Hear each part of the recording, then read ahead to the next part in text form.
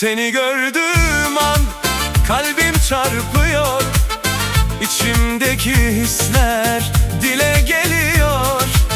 Bak diyor, sev diyor, sana doymuyor. Baktıkça gözlerim bakmak istiyor. Bütün güzellik sende, zaten zarafet sende. Bu kıyafet içinde bir afetsin sevgilim. Herkesin gözü sende, senin gözün yüksekte. Bu endamın cilvenle bir afetsin sevgilim.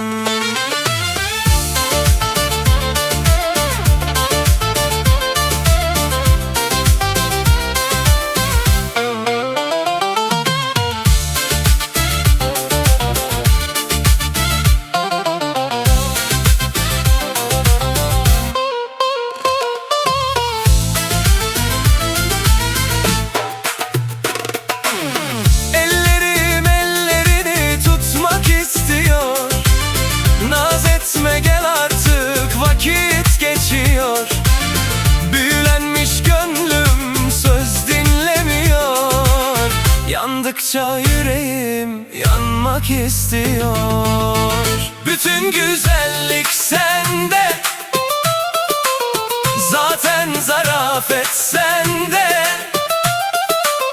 Bu kıyafet içinde bir afetsin sevgilim. Herkesin